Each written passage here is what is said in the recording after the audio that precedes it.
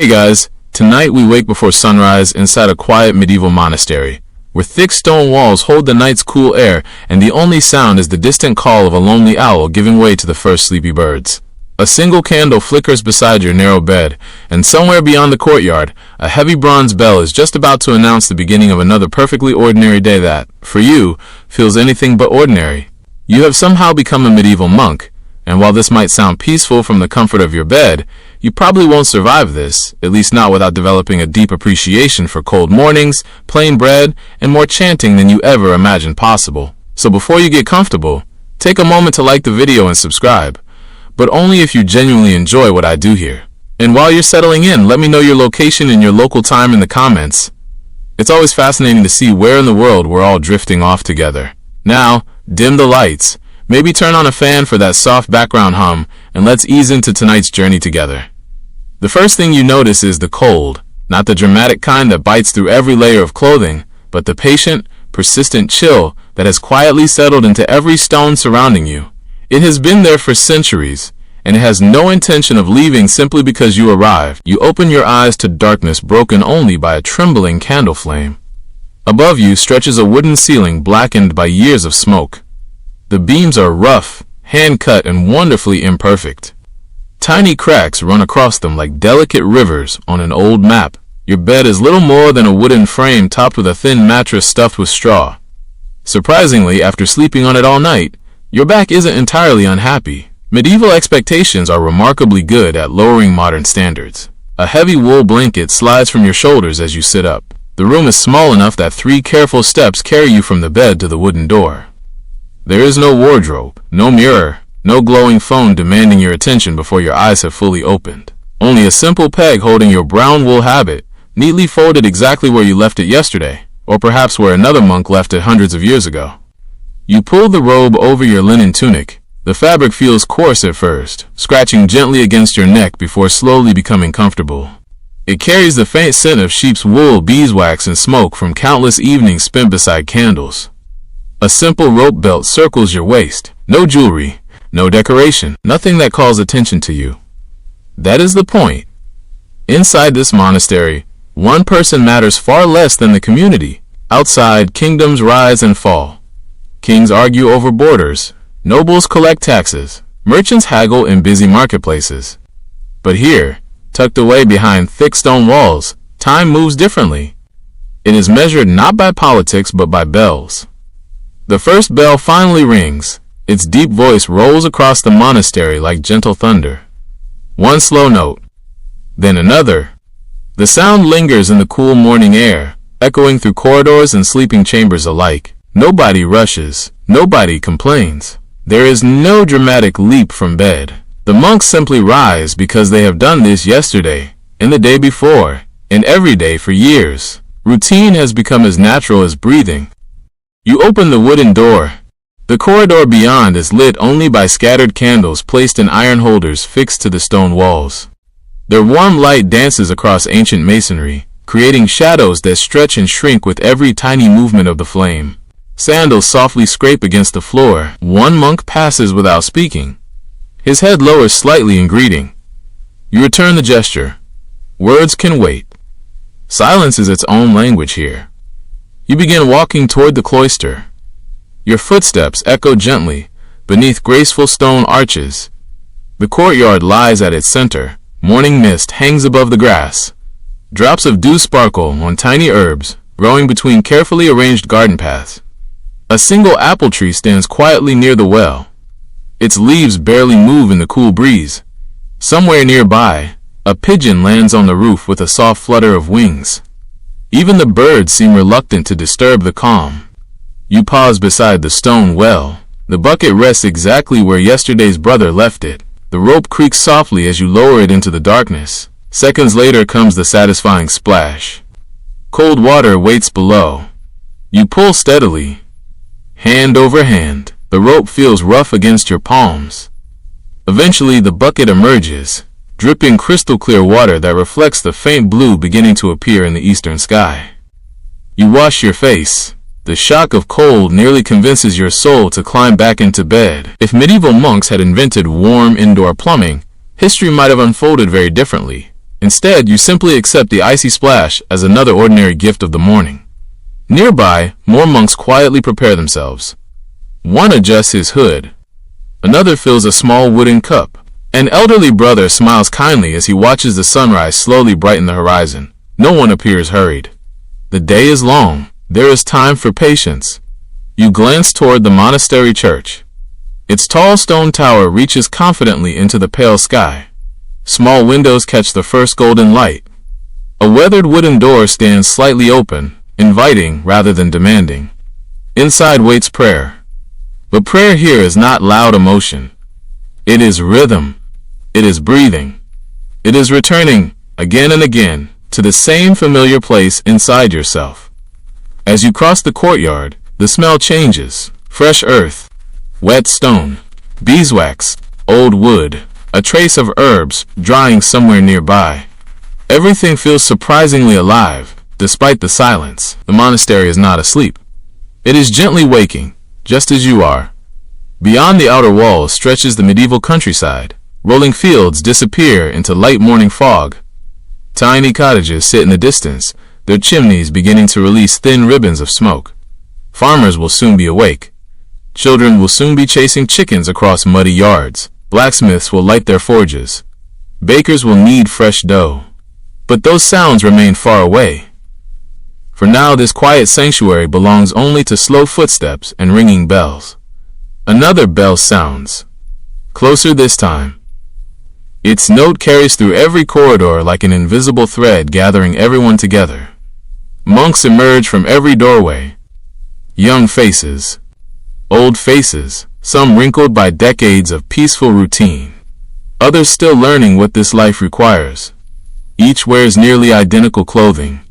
Each walks at nearly the same gentle pace. The effect is strangely comforting. No one seems interested in standing out. No one competes. You realize how unusual that feels. The church doorway grows larger with every step. Warm candlelight spills across the stone floor. Inside, hundreds of tiny flames flicker patiently beneath high wooden rafters. The scent of incense lingers from yesterday's evening prayers, still floating softly in the cool air. You take one slow breath before crossing the threshold. The outside world fades behind you. Ahead lies the first prayer of the day, and with it, the beginning of your new life as a medieval monk. The last echo of the bell fades into the high wooden roof above you. For a few quiet heartbeats, nobody moves. The silence is not empty. It is full of tiny sounds that only reveal themselves when everything else has stopped. Candle flames whisper as they dance in unseen drafts. Heavy wool sleeves brush softly against one another. Somewhere far overhead, an old timber settles with a patient creak that has probably been repeating itself every morning for generations. You stand among dozens of monks, shoulder to shoulder, all facing the same direction. No one is trying to be noticed. No one clears a throat simply because silence feels awkward. In fact, silence here is not awkward at all. It is familiar, comfortable, almost welcoming.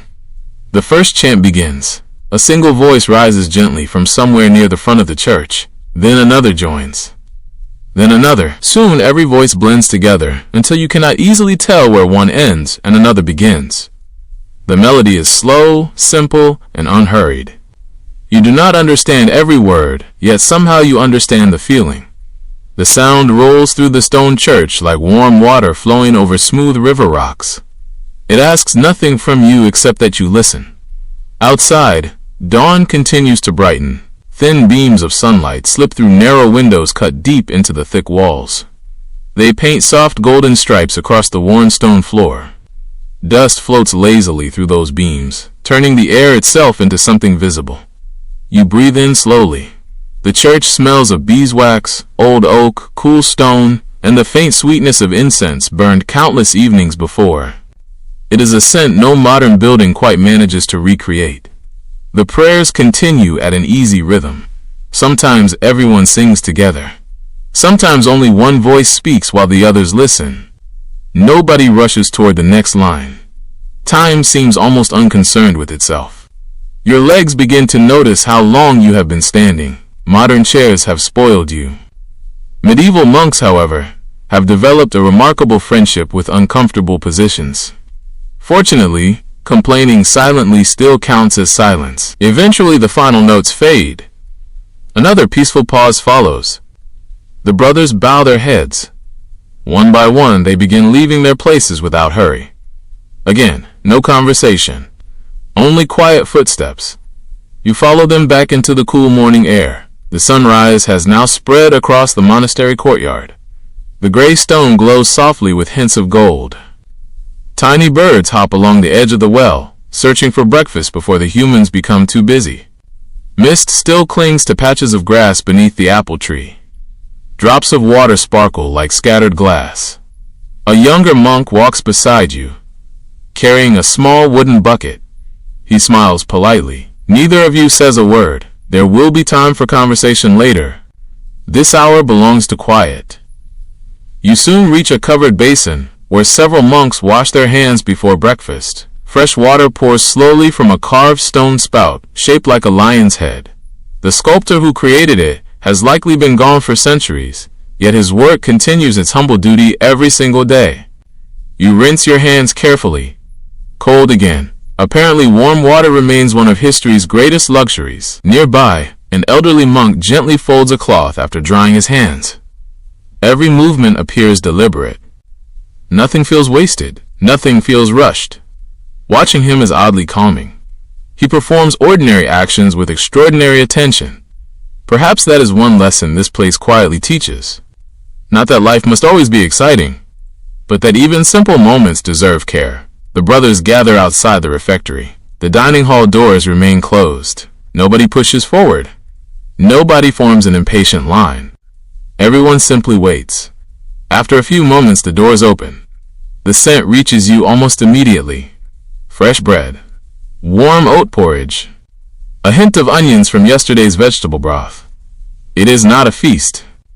But after waking before sunrise, it smells surprisingly wonderful. Inside, long wooden tables stretch from one end of the hall to the other.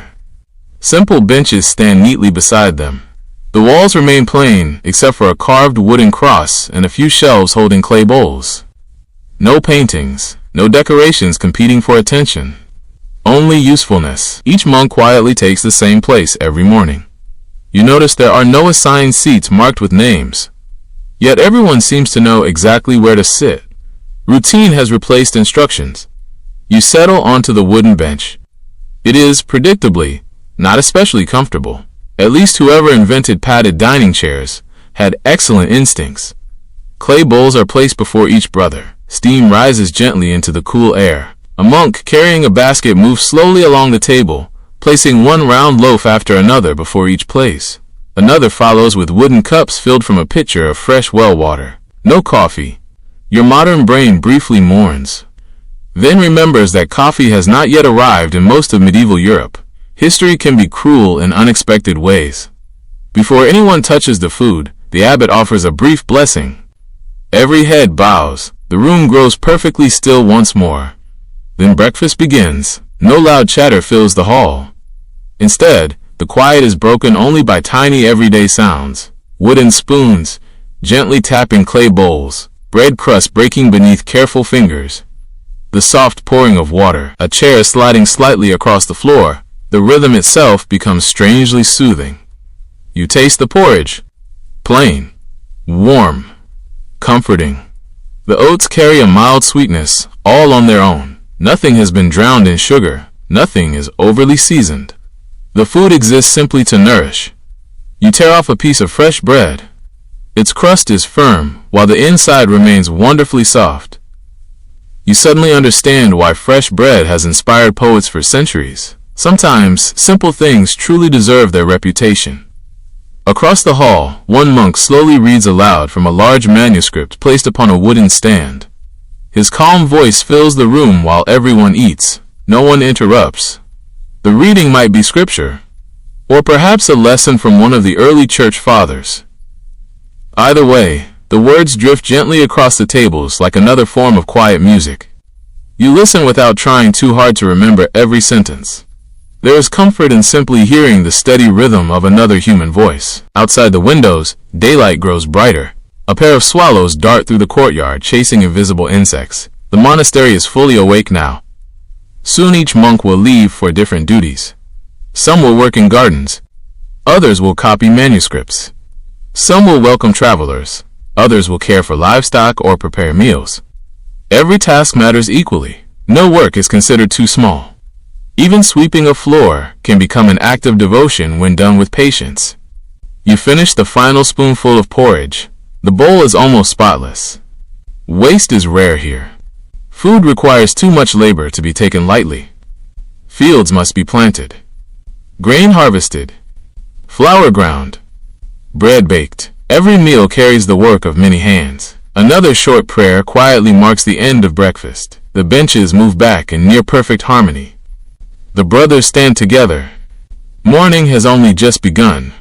Yet already the steady rhythm of monastery life has begun settling into your own breathing. Without realizing it, you have started matching your pace to theirs. The hurried world beyond the monastery walls feels farther away with every passing moment. And as you step once more into the cool morning sunlight, a peaceful day of quiet work waits patiently before you. The dining hall slowly empties behind you. No one lingers over breakfast, not because anyone is eager to rush away, but because every part of the morning already has its own quiet place in the rhythm of the day. The wooden doors close with a gentle thud. Outside, the monastery has fully awakened. The sun now rests comfortably above the horizon, casting warm light across the ancient stone buildings that have witnessed countless mornings just like this one. You pause beneath the covered walkway of the cloister. Its graceful arches frame the peaceful courtyard like the pages of a beautifully illustrated book. Each step echoes softly across the worn flagstones, polished smooth by centuries of sandals passing over them. You cannot help wondering how many monks have walked this very path before you. Hundreds? Thousands? Entire generations have come and gone, yet these stones remain faithful to every footstep. The morning air feels fresher now. A gentle breeze carries the fragrance of rosemary, thyme, lavender, and damp earth from the monastery gardens. Somewhere nearby, bees have already begun their day's work, drifting lazily from flower to flower with enviable dedication. No one has to remind them of their duties. Nature keeps its own timetable remarkably well. You notice several monks quietly collecting simple wooden tools. One carries a rake balanced across his shoulder. Another lifts a woven basket. A third gently sharpens a small pruning knife on a smooth stone before slipping it into his belt. There is no dramatic assignment of tasks. Everyone simply knows where they are needed. It feels less like following orders and more like joining a familiar dance. Today your own path leads toward the scriptorium. You have heard whispers of this room since arriving. Not spoken whispers, of course. Monasteries have a way of allowing places to become legendary, without anyone saying very much at all. The scriptorium is where books are born. Long before printing presses exist, every page must be written by hand. Every letter, every illustration, every careful line. It is work that asks for patience more than speed. As you walk, you pass beneath climbing ivy that hugs the monastery walls. Tiny birds dart between the leaves. Sunlight filters through grapevines stretched across wooden frames. The shadows dance gently across the path before disappearing beneath your sandals. The monastery garden slowly gives way to another stone building. Its windows are noticeably larger than those in your sleeping quarters. More light is needed here. Books, after all, appreciate sunlight almost as much as readers do. You push open the heavy oak door. Immediately the smell changes. Fresh parchment, oak wood, natural ink, beeswax. A faint trace of leather bindings resting on nearby shelves. It is a scent unlike any library you have known. Older, warmer, alive with craftsmanship. The room itself is wonderfully quiet, not the silence of emptiness. The silence of concentration. Rows of sturdy wooden desks stand beside tall windows. Each desk holds simple treasures. Feather quills, small knives for trimming their tips, clay pots filled with dark ink, smooth pieces of pumice used to prepare parchment, sheets of carefully stretched animal skin, waiting patiently to receive words. An elderly monk looks up from his work. His smile arrives slowly but warmly. He nods toward an empty desk near the window. Without speaking, he welcomes you. You bow your head slightly in return. The window beside your desk overlooks the herb garden. Sunlight pours through clear glass, an expensive luxury in much of medieval Europe, and falls directly across the writing surface. You sit carefully. The wooden stool reminds you once again that medieval furniture values durability far above softness. Your back quietly accepts its fate. Before beginning, you examine the parchment. It feels surprisingly smooth beneath your fingertips. Creating it required remarkable effort.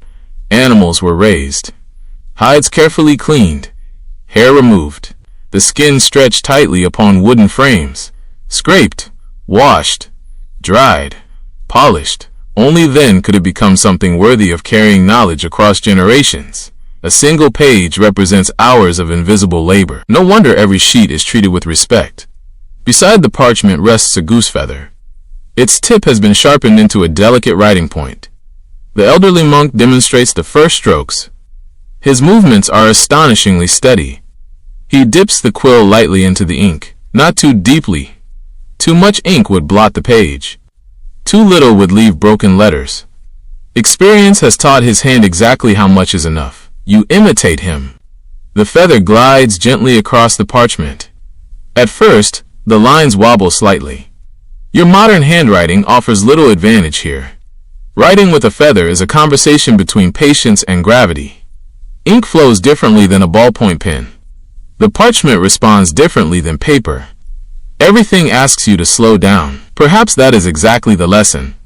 Letter by letter you continue. Each stroke demands attention. There is no room for hurry. Mistakes cannot simply be erased. Sometimes, a tiny knife carefully scrapes away wet ink before it fully dries. Sometimes, an error remains forever, quietly reminding future readers that even monks were human. Across the room, another brother adds brilliant colors to an illuminated manuscript. Gold leaf catches the sunlight. Deep blues, rich reds, bright greens made from carefully ground minerals. Tiny vines curl around elegant letters. Birds perch upon painted branches. Flowers bloom across page margins. These books are not merely read. They are admired. Every page becomes an offering of beauty. You watch him for a moment. His brush is finer than a blade of grass. One careless movement could ruin weeks of work. Yet his hand never trembles. Outside the window, a butterfly lands upon blooming lavender. Its wings open slowly in the warmth of the morning. The world beyond continues moving without urgency. A gardener waters herbs. Two monks carry baskets toward the kitchens. Farther away, a pair of travelers approaches the monastery gate. Their journey will soon intersect with yours. But not yet. For now, there is only ink, parchment, light, breathing. The room remains almost completely silent. Occasionally someone trims a quill. A chair shifts softly. A page turns with a gentle whisper. Even these tiny sounds somehow make the quiet feel richer rather than disturbed. Hours pass almost unnoticed. The sun climbs higher outside the window. Its golden angle changes slowly across your desk. Without clocks hanging upon walls, the light itself becomes your companion. You begin understanding why monks often describe work as another form of prayer, not because every task is dramatic, but because complete attention transforms ordinary actions into something peaceful. One careful letter, then another. One steady breath, then another. Little by little, a blank page becomes a living page. And in doing so, your restless modern mind grows quieter than it has been in a very long time. The final stroke of your quill settles quietly onto the parchment. You lift the feather ever so carefully, giving the fresh ink a moment to rest before it becomes part of something far older than yourself. Across the room, no one announces that the morning's copying is complete. No bell rings. No supervisor claps their hands. Instead, the work slows naturally, like a river gently widening before it reaches a calm lake. One by one, quills are laid beside ink pots. Pages are covered with thin cloths to protect them while they dry. Wooden stools scrape softly against the stone floor. The silence remains, but it has changed. It is no longer the silence of intense concentration. Now it feels like the peaceful satisfaction that follows careful work. You stand and gently stretch your shoulders. Hours spent leaning over a manuscript have introduced you to muscles you never knew existed. Apparently, medieval scribes unknowingly invented a very slow version of office work. Fortunately, nobody has yet scheduled a meeting about productivity metrics. The elderly monk who welcomed you earlier walks past your desk. He pauses only long enough to glance at your page. A small smile appears. He gives a single approving nod before continuing on his way. No elaborate praise, no lengthy critique, just quiet encouragement. Strangely, it feels more meaningful than a dozen speeches. You place the finished sheet onto a drying rack where several completed pages already rest. Each page represents patience measured not in minutes but in attention. When these sheets are finally gathered together, stitched and bound between wooden covers, they may survive for centuries. Perhaps someone hundreds of years from now will turn these pages by candlelight, never imagining the calm morning during which they were written. That thought lingers pleasantly in your mind as you leave the scriptorium. Outside, the warmth of the day has grown. The cool dawn has given way to gentle sunshine. The herb garden shimmers beneath bright light, alive with bees drifting lazily between blossoms of lavender, sage, mint, and chamomile. The fragrance seems stronger now. Each breeze carries a different blend of sweet flowers, crushed leaves, and rich earth. You follow a narrow stone path winding through the gardens. Unlike many grand medieval castles, this monastery has no elaborate ornamental grounds. Everything growing here serves a purpose. Some herbs flavor meals, others soothe headaches, others help heal wounds or calm troubled stomachs. The garden is both pharmacy and pantry. A middle-aged monk kneels beside a bed of rosemary. His hands move with practiced care as he removes tiny weeds growing between the plants. He notices your approach and gestures gently toward an empty basket resting nearby. Without speaking, he invites you to help.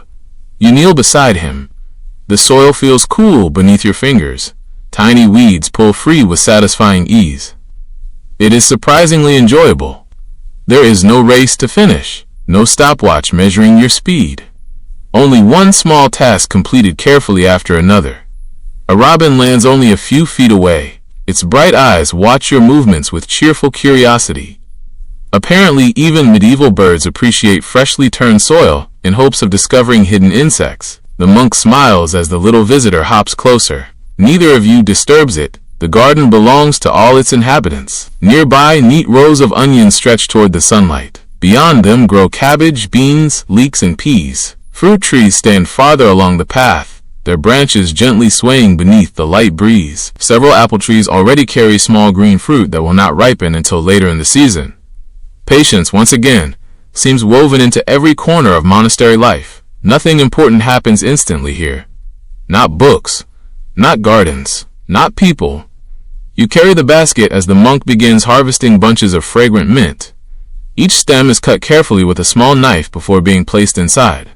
Soon the basket fills with fresh green leaves, releasing a cool, refreshing scent. It reminds you of tea.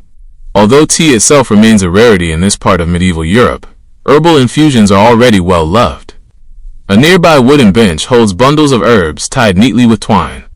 They will dry beneath the covered porch before being stored for winter. Some may become medicines, others will season soups. Nothing is wasted. The monastery survives because every season is respected. As you continue working, another monk arrives pushing a small wooden cart. Upon it rest several clay jars. He carefully labels each one using neat handwritten tags. Lavender, sage, chamomile, fennel. Even without printed labels, everything has its proper place. Organization quietly keeps the community alive. The monastery may appear peaceful, but beneath that peace lies remarkable discipline. Not harsh discipline, simply thoughtful order. You glance toward the outer wall. Beyond it, the countryside stretches beneath a cloudless sky. Farmers guide oxen across distant fields. A shepherd slowly moves his flock toward greener pasture. Thin ribbons of smoke curl upward from village cottages. Life beyond the monastery is busy. Yet from here it feels almost dreamlike, protected by these ancient stone walls. The outside world seems to move at half its usual speed. The morning sun continues climbing. Its warmth settles pleasantly across your shoulders. Bees hum softly among flowering herbs. Butterflies drift from blossom to blossom without apparent destination. A dragonfly flashes brilliant blue for just a moment, before disappearing above the garden pond. The water reflects drifting white clouds like polished glass. You pause beside it. Tiny fish circle lazily beneath floating lily pads. The surface remains perfectly still until a gentle breeze creates small ripples spreading quietly outward. Watching them feels strangely hypnotic. Perhaps this is why monasteries often include gardens, not simply to grow food, but to remind anyone who walks through them that peace can be cultivated just as carefully as vegetables. The middle-aged monk stands, brushing soil gently from his hands. He points toward a row of flowering chamomile. Its tiny white blossoms sway gracefully in the breeze. You kneel again and begin gathering the delicate flowers. The scent is wonderfully calming. Even centuries later, people will still drink chamomile before bed, hoping for restful sleep. Some traditions truly deserve to survive. By now, the basket has become wonderfully colorful. Deep green herbs, pale white blossoms, purple lavender, bright yellow calendula flowers.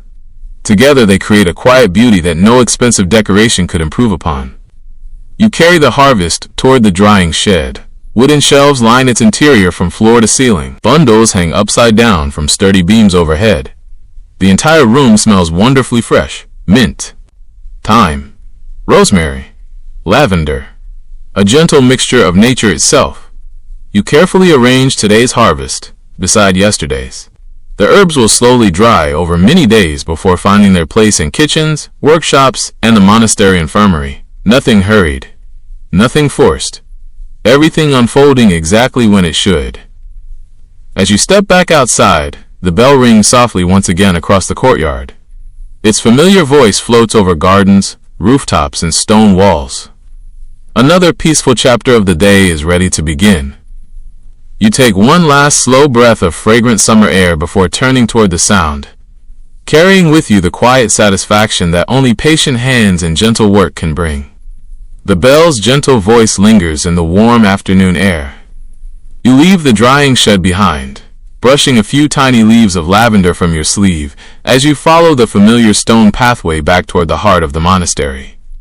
By now, your footsteps have begun matching the quiet rhythm of this place. Not because anyone has instructed you to walk more slowly, simply because rushing feels strangely out of place here. The sunlight has changed again. It now pours almost directly into the courtyard, warming the gray stone beneath your sandals until it holds the gentle heat of the day. The morning chill has become only a memory. Even the shadows seem softer. As you cross beneath another line of graceful arches, you notice an elderly monk seated alone on a simple wooden bench. His silver hair peeks from beneath his hood. His face carries the countless fine lines of someone who has smiled far more often than he has frowned. A small wooden walking staff rests beside him.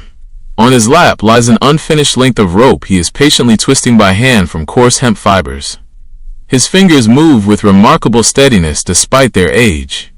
He glances towards you and offers a warm smile. This time, unlike the quiet gestures of earlier, he speaks. Brother. His voice is gentle, weathered by years rather than weakened by them. You have worked well this morning. You bow your head respectfully. Thank you. He pats the empty space beside him. You sit. For several moments, neither of you says anything. The silence feels comfortable, like sitting beside a peaceful stream that asks nothing of its visitors. The old monk continues twisting the rope. The fibers tighten gradually beneath his skilled hands. Only after another minute passes does he speak again. Most people believe monasteries are places where nothing happens. You smile slightly. I wondered that myself. He chuckles softly. Then you've already learned your first lesson. You look toward the herb garden, where bees continue drifting lazily among the flowers. It seems very quiet. It is, he replies. But quiet and empty are not the same thing. His words settle gently into your thoughts. You watch a butterfly circle the apple tree before disappearing behind a hedge. The monastery remains wonderfully peaceful. Yet beneath that peace, everyone is constantly serving one another. Cooking, cleaning, writing, gardening, praying, welcoming strangers, repairing buildings. Quiet does not mean inactive. The elderly monk finishes another section of rope before speaking again. When I first arrived, he says, I believed wisdom would come from reading many books. He smiles at the memory. I was wrong. You glance toward him with curiosity. Where did it come from? He holds up the rope. From making hundreds of these. You laugh quietly. He laughs as well. Also from sweeping floors, digging gardens, carrying water, copying pages, listening. He pauses, mostly listening. The breeze stirs gently through the cloister. Somewhere nearby, pigeons flutter across the roof before settling once more. The old monk watches them for a moment. Books teach the mind. He taps his chest lightly. But ordinary work teaches the heart. Those words seem even quieter than the garden itself. You begin noticing things you overlooked before. The careful way another brother repairs a cracked wooden bucket instead of throwing it away. A younger monk carrying water for an older one without being asked. Someone stopping briefly to straighten a crooked candle before continuing on his way. Small kindnesses. Almost invisible. Yet everywhere. The elderly monk notices your gaze. You see them now.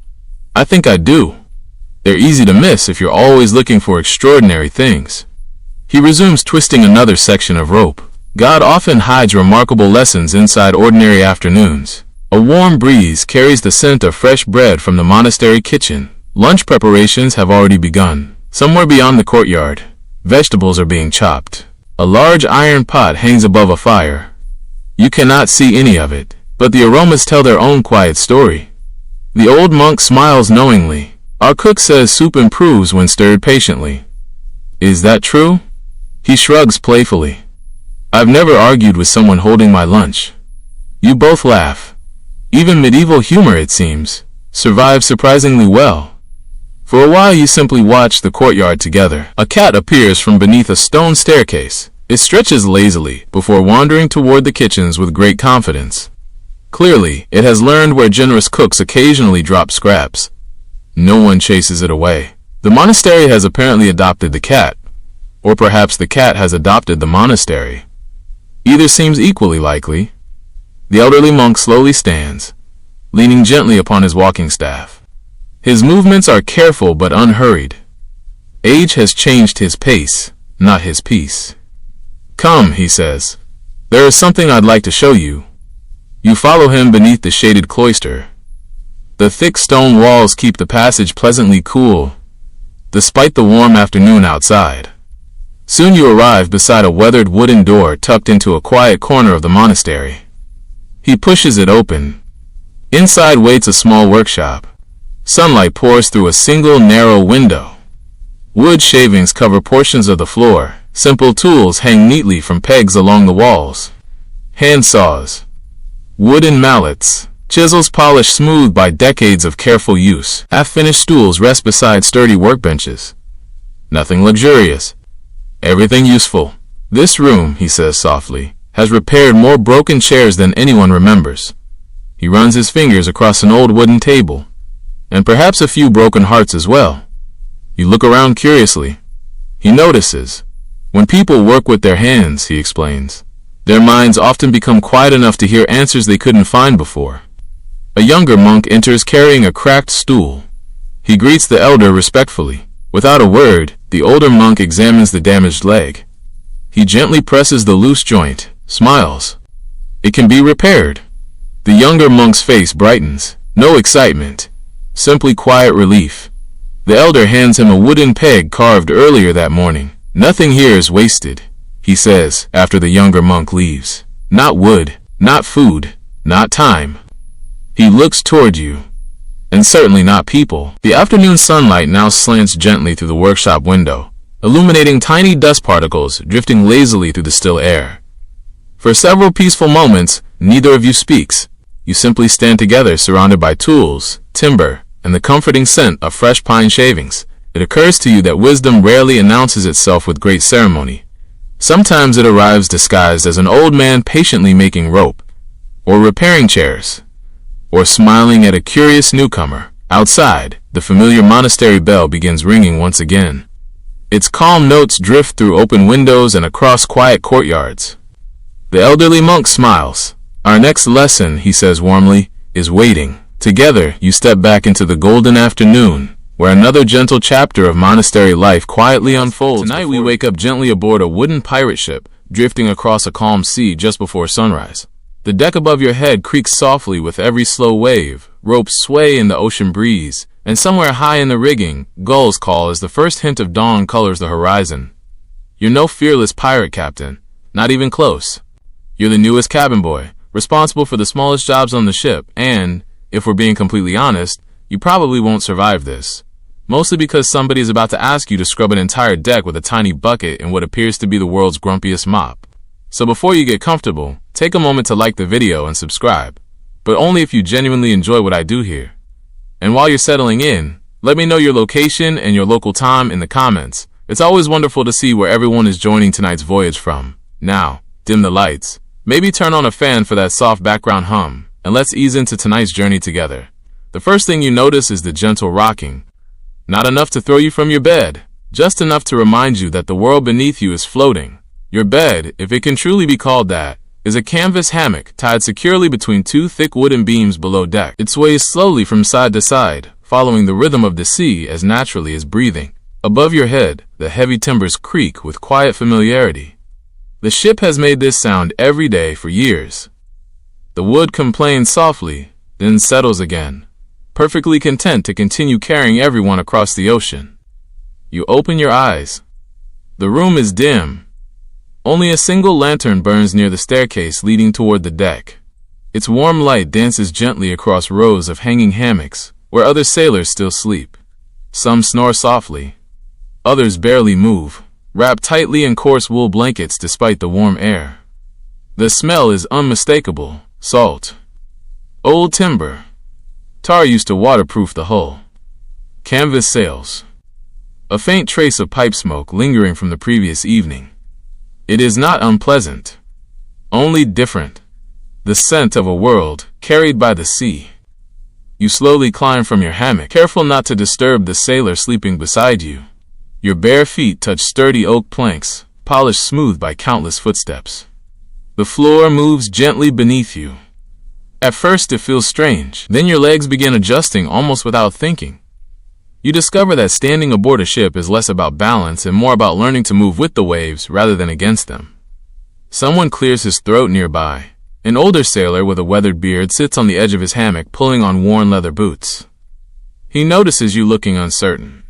"Morning, lad," he says quietly. His voice carries the calm confidence of someone who has crossed many oceans.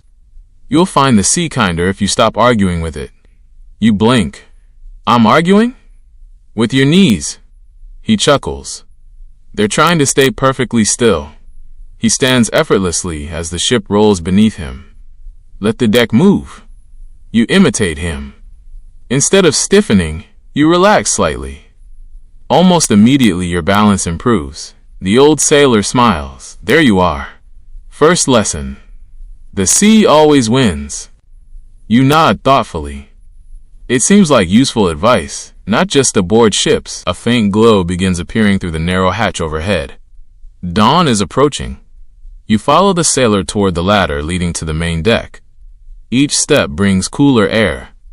The scent of the open ocean grows stronger. Then, with one final step, you emerge into the morning. The sky steals your breath. Far across the eastern horizon, deep navy blue slowly melts into violet. Then pale orange. Then soft gold. The sea reflects every changing color like polished glass. Gentle waves stretch endlessly in every direction. No cities, no roads, no buildings. Only water meeting sky so perfectly that the horizon almost disappears. A cool breeze brushes across your face. It carries tiny drops of salt water. The sails overhead billow gently. Their canvas glows faintly in the growing light. Dozens of ropes stretch upward into the rigging like the branches of an enormous wooden tree. High above, a sailor already climbs confidently across the yardarm.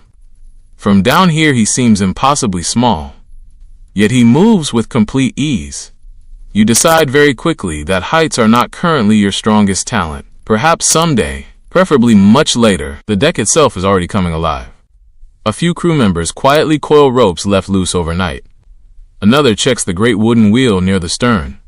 Someone else examines the sails, making small adjustments as the morning breeze slowly strengthens. No one shouts, There is no frantic rush. Experienced sailors know that calm mornings reward calm hands. A gray and white seabird circles overhead before gliding effortlessly beside the ship. For several moments it barely flaps its wings. Instead, it simply rides invisible currents of air. You watch with quiet admiration. The old sailor notices. They teach us, he says. The birds? He nods. They never waste energy fighting the wind. Again, another lesson quietly arrives disguised as an ordinary observation. Near the bow, the ship cuts gently through the calm water. Small waves curl away from the hull, sparkling beneath the rising sun. Occasionally flying fish leap briefly above the surface before vanishing once more into the sea. Everything feels peaceful. It is difficult to imagine that ships like this are often remembered only for battles, treasure maps, and dramatic adventures. Most days are nothing like that. Most days are filled with ordinary work. Cleaning, cooking, repairing sails, watching weather, sharing stories, waiting for favorable winds. The romance of the sea, you begin realizing, is built mostly upon patience. A bell rings softly near the mast, not loudly. Just enough to gather the crew. Men emerge from below deck carrying buckets, coils of rope, and wooden tools. Some greet one another with sleepy smiles. Others stretch tired shoulders before beginning another day's work. One sailor yawns so widely you briefly worry he might swallow the sunrise. Fortunately, the sunrise remains much too large. A broad-shouldered man, wearing a weathered blue coat, walks steadily across the deck. Though not dressed extravagantly, his calm confidence quietly commands everyone's attention. The crew instinctively makes room as he passes. The captain. He pauses for a moment near the rail, studying the distant horizon with practiced eyes. Then he gives one small nod. The voyage continues exactly as planned. No dramatic speeches, no booming orders. Simply quiet certainty. You find yourself smiling. Your adventure has only just begun. The morning sun rises higher above the endless ocean, warming the wooden deck beneath your feet as the ship glides peacefully toward another beautiful day at sea. The sun has only just climbed above the horizon, yet the ship already feels fully awake. Golden light spills across the weathered deck, turning every polished plank into shades of honey and amber. The morning breeze carries the familiar scent of salt water, tar, damp rope, and fresh sea air. Somewhere high overhead, the sails breathe gently as they catch a steady wind, their canvas swelling and relaxing with a slow, peaceful rhythm. You take a long breath. The ocean stretches endlessly around you. It is impossible to tell where the sea ends and the sky begins. For a moment, everything is perfectly still. Well, as still as anything can be aboard a gently rocking ship. The older sailor from earlier notices you admiring the view. Beautiful, isn't it? You nod. I've never seen so much water. He chuckles. Give it a few months. You'll still be saying exactly the same thing. A sharp but friendly whistle sounds from farther along the deck. Another sailor waves you over. Cabin boy, your first real morning aboard the ship is about to begin. You hurry across the deck, remembering to let your knees move naturally with the rolling waves. Already your balance feels slightly better than it did an hour ago. The sailor hands you a small wooden bucket, then a stiff scrubbing brush whose bristles have clearly survived many years of determined cleaning. Deck first. He smiles. The sea likes a clean ship. You glance across the enormous deck, then back at the tiny bucket. You briefly calculate your chances.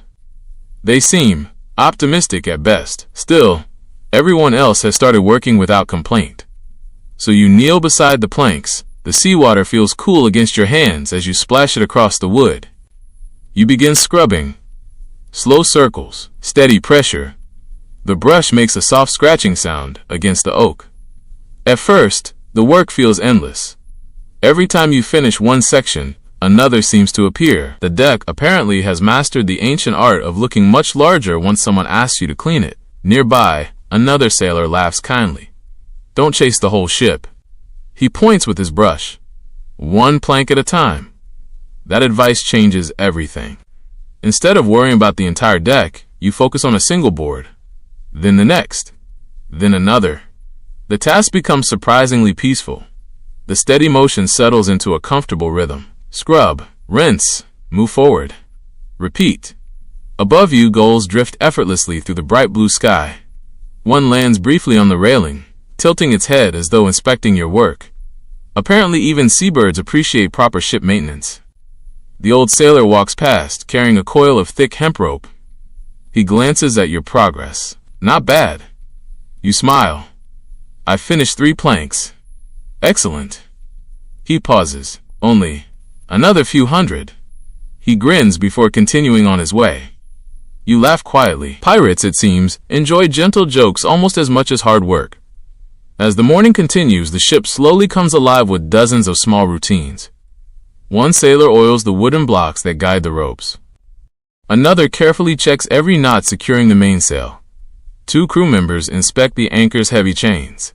Nothing dramatic happens. No cannons fire. No enemy ships appear on the horizon. Real life at sea is mostly built upon careful maintenance. Every rope matters. Every sail matters. Every loose nail eventually demands attention. A neglected ship rarely stays afloat for long. The captain walks calmly across the deck, observing everyone without interrupting. He notices details that others might miss. A loose rope. A poorly tied knot. A damp section of sail needing extra care. Experience has taught him that little problems become large ones if ignored. Without raising his voice, he quietly points toward a coil of rope that needs straightening. The sailor nearby nods immediately. No argument, no delay. Just another small task completed before it becomes tomorrow's bigger problem. You continue scrubbing. The morning sun grows warmer across your shoulders. Occasionally, a wave splashes gently against the hull, sending tiny droplets sparkling into the air. The breeze dries them almost instantly. After some time, another task awaits. A young sailor hands you 2 empty wooden buckets. Fresh water. You follow him toward a large rain barrel, secured firmly near the center of the ship. Its lid is carefully lifted. Inside rests precious fresh water collected during recent rainfall. Unlike the endless ocean surrounding you, this water can actually be drunk. Every drop is valuable. The sailor fills both buckets carefully. Don't spill it. You suddenly become extremely aware of how much the ship rocks. Each careful step across the deck feels like walking across a moving bridge. The buckets sway gently beside your legs. Water sloshes dangerously close to the rim. Slowly, steadily, you reach the galley without losing more than a few drops. A cheerful cook greets you. His apron carries enough flour to suggest he has recently wrestled with a sack of bread dough. You made it. Barely. He laughs warmly. That's how everyone starts. Inside the galley, breakfast preparations continue. A large iron pot simmers gently above a carefully contained fire. Bundles of onions hang from ceiling beams. Wooden shelves hold sacks of dried peas, flour, oats, and precious barrels of salted meat. The cook thanks you before pouring the fresh water into a large kettle. Steam begins rising almost immediately. Even something as ordinary as carrying water feels important here. Nothing aboard happens by accident. Every meal depends upon someone else's quiet effort. Back outside, the crew continues working. One sailor climbs halfway up the rigging to adjust a loose section of canvas. Another repairs a torn fishing net using thick linen thread. Near the bow, 2 crew members polish a brass compass housing until it shines brightly beneath the morning sun. The ship almost resembles a small floating village. Everyone has different responsibilities, yet each task quietly supports the others. You return your empty buckets. The older sailor appears once again. Feeling tired? A little. He nods knowingly. The sea has a funny way of making simple jobs feel bigger. He leans against the railing, but it also makes ordinary work easier to enjoy. You glance across the endless blue water. Perhaps he is right. The breeze remains cool. The waves continue their gentle song against the hull. The sails whisper overhead. Even hard work feels softer when surrounded by such peaceful beauty. The ship glides steadily forward. No hurry, no sudden excitement. Just wind, water, wood, and people quietly working together beneath an open sky. Without realizing it, you've already begun finding your place among them. By the time the last drops of fresh water have been carried to the galley, the morning has settled into its comfortable rhythm. The ship no longer feels unfamiliar beneath your feet. It still rocks, of course, but your body has begun to understand the language of the waves. Without thinking, your knees bend slightly with each gentle roll. Your hands naturally reach for a nearby rail when the deck tilts. Little by little, the sea is teaching you how to belong. The sun now shines brightly overhead. Its golden light warms the sails until they glow like pale cream against the endless blue sky. The wind remains steady, neither too strong nor too weak. Experienced sailors seem pleased by this. You suspect that pleasing the wind is rather like pleasing a cat. Entirely possible, but never guaranteed. A cheerful whistle echoes across the deck. Several crew members gather near the main mast. One of them waves you over. "Come along, cabin boy. It's time you met everyone properly." You hurry across the deck. Around the mast stand a dozen sailors, each busy with some small task. They are not the fearsome figures of dramatic stories. Instead, they look like ordinary people who have simply spent many years beneath the sun. Their faces are weathered. Their hands are rough. Their smiles come easily. The first sailor steps forward. He is enormously broad across the shoulders, with curly dark hair and a beard that seems determined to grow in every direction at once. Balanced effortlessly on one shoulder is a heavy coil of rope that would probably outweigh you. "This is Big Tom," someone says. Big Tom grins. Don't let the name fool you. You glance at him. He is, quite unmistakably, enormous. He laughs heartily. See? Nobody ever does. His laughter is so warm that you cannot help smiling too. Of rope onto the deck. Despite his size, every movement is surprisingly gentle. The next sailor steps forward. He is older, thin as a fishing pole, with bright eyes that seem to notice absolutely everything. A pair of tiny round spectacles rests upon his nose. This is Elias, our sailmaker. Elias gives a polite nod. If something tears, he lifts a neatly folded piece of canvas. I persuade it not to. You look at the perfectly stitched cloth. Every seam is straight. Every patch nearly invisible.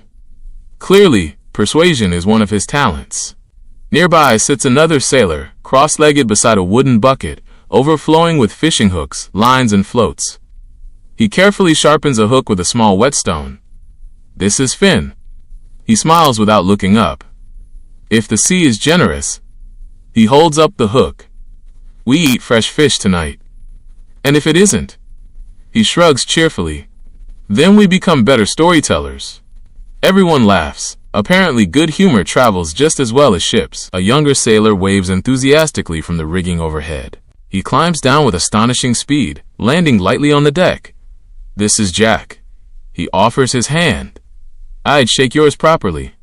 He glances toward his tar-covered palm, but you'd never get clean again. His fingers are stained black from working with tar, used to protect ropes and wood from seawater.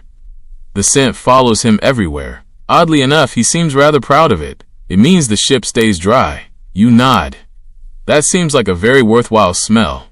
Near the stern, another crew member quietly carves a small wooden bird from a scrap of pine. His knife moves slowly, revealing graceful wings with every careful cut. This is Samuel. He carves. Samuel smiles shyly.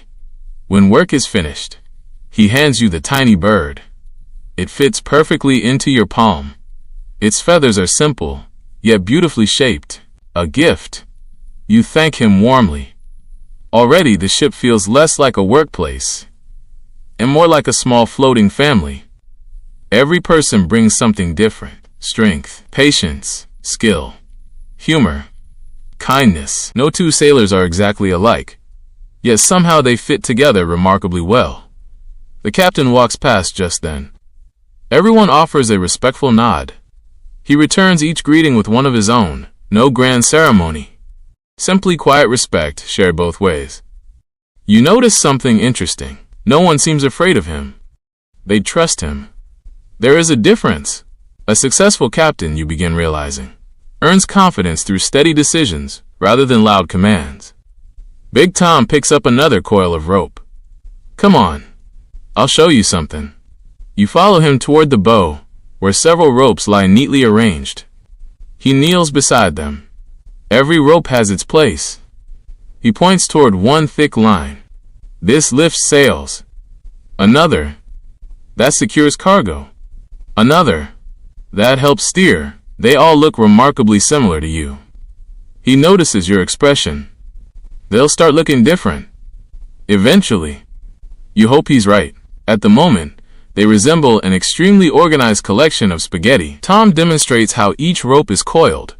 Large loops, no twists. Everything neat enough to unravel instantly if needed.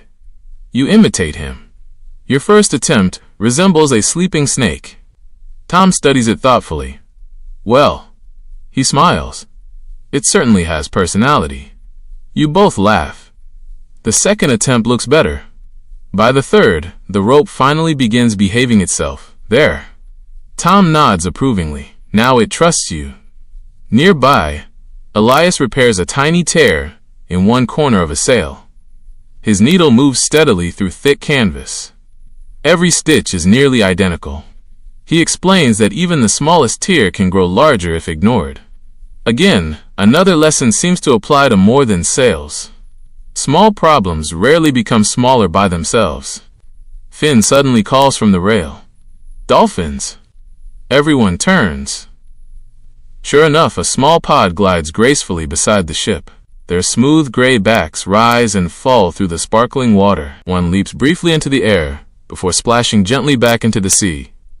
The entire crew pauses to watch. No one speaks. They simply enjoy the moment. The dolphins remain beside the ship for several peaceful minutes before disappearing into deeper water. Jack smiles.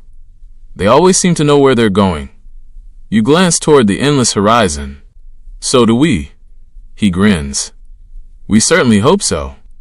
The crew returns to work. Someone begins quietly humming an old sea tune. Another joins.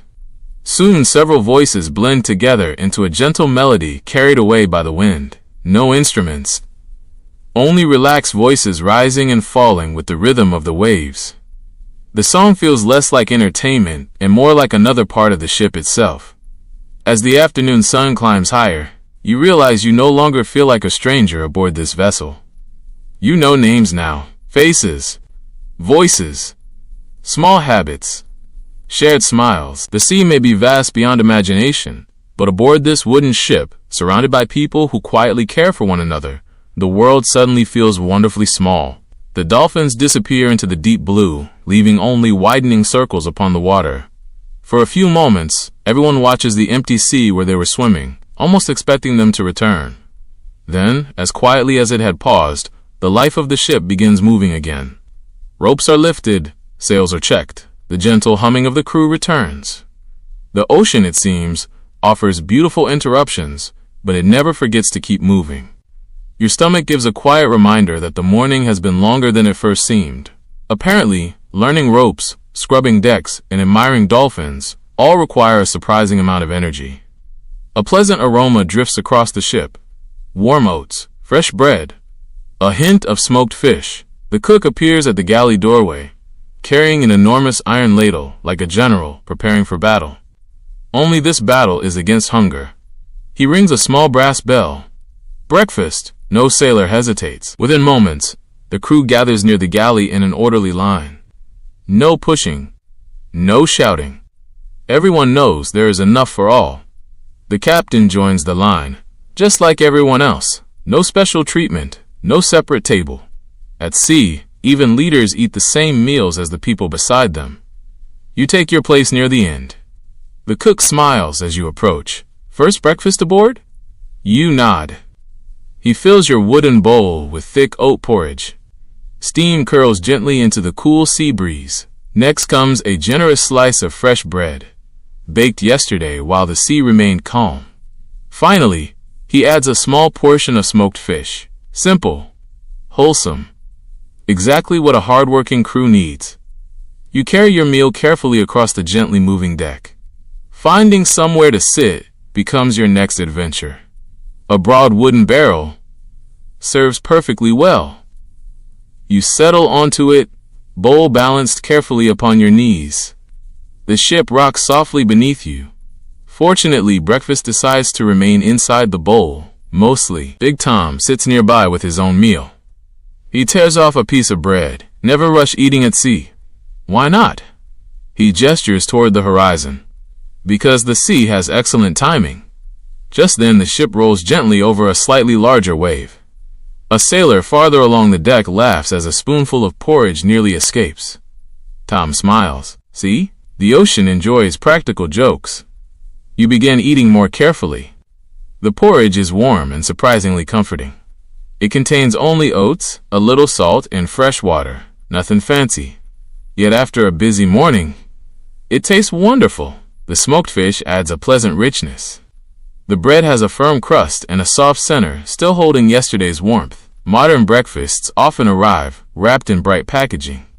This one arrives carried by patient hands. The difference somehow feels important. Nearby, Finn happily eats while describing a fish that supposedly grew longer every time he told the story.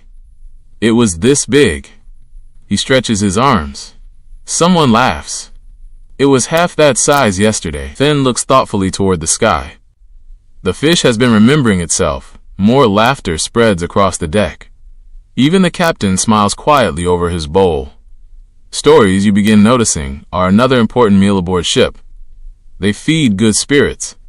Jack arrives carrying a small wooden basket. Inside rests a handful of dried apples collected during the last stop in port. He offers one to you. You accept gratefully. The fruit is chewy and wonderfully sweet after the salty fish. You'll appreciate these. I already do. He grins. Wait until you've been at sea for 3 weeks. You suspect he is not exaggerating. Fresh fruit aboard ship is treated almost like treasure. Above you, the great sails continue breathing gently in the steady breeze. The ship glides almost silently across the water. Only the quiet splash of waves against the hull accompanies breakfast. A few gulls circle overhead. Hopeful as always, one lands confidently upon the railing. Its bright eyes remain fixed upon the bread in Big Tom's hand. Tom notices. You'll have to earn it. The gull appears unconvinced. It simply waits. Patiently. Eventually, Tom breaks off a tiny piece and tosses it gently into the air. The bird catches it perfectly before soaring away. Persistent fellow. Tom chuckles. Reminds me of our cook. The cook pretends not to hear. Or perhaps chooses not to. Either way, another smile appears. As breakfast continues, conversations drift lazily around the deck. No one speaks loudly. There is no need. The open sea somehow encourages quieter voices. You learn that Samuel once worked as a village carpenter before joining the crew. Elias repaired fishing boats long before sewing sails. Jack grew up near a lighthouse and claims he can predict changing weather simply by watching clouds. Whether that talent is real or slightly exaggerated remains wonderfully uncertain. The captain finishes his meal first. He stands. Every conversation naturally softens, not because anyone fears interruption, simply because everyone respects his words. He looks around the deck. A good wind, a strong ship, and a full crew. He nods once. We have much to be thankful for today. No grand speech follows. Only that simple thought. The crew quietly returns the nod. Sometimes gratitude requires surprisingly few words. Breakfast slowly comes to an end. Wooden bowls are collected. Buckets of seawater help wash them clean. Nothing is wasted. Fresh water remains far too valuable for dishes. You help rinse the bowls before stacking them neatly beside the galley. The cook thanks you with another slice of bread, tucked discreetly into your hand, for later. You smile. Secret extra bread may become one of your favorite traditions aboard ship. The sun climbs higher. The breeze grows slightly warmer. Far ahead, only endless blue water fills the horizon, yet somehow it no longer feels empty. Every wave carries possibility. Every breeze tells part of the day's story. As you wipe your hands and step back onto the freshly cleaned deck, you realize the crew has quietly accepted you into their daily rhythm. You are still the newest cabin boy. Still learning. Still asking questions. But now, when someone calls for help, you no longer wonder whether they mean you. You already know they do. And somehow, that feels exactly right. The last wooden bowl is stacked neatly inside the galley. The cook wipes his hands on his flour-dusted apron, gives everyone a satisfied nod, and disappears back into his floating kitchen, where tomorrow's meals are already quietly beginning. A ship, you are starting to realize, is never truly finished with anything. The moment one task ends, another gently takes its place. The breakfast chatter fades. The crew drifts naturally back toward their responsibilities. No loud orders echo across the deck. No frantic rushing begins. Everyone simply returns to the work that keeps the ship moving safely across the sea. The captain glances toward you, then toward Big Tom. Tom smiles knowingly. I think it's time. You follow him toward the center of the deck, where an astonishing collection of ropes stretches in every direction. From a distance, they looked confusing. Standing among them, they appear almost alive. Some disappear high into the rigging. Others vanish through wooden pulleys mounted beside the mast. A few run toward the stern, while others lie carefully coiled upon the deck. Tom rests one broad hand upon the nearest rope. Most people think a sailing ship is made from wood.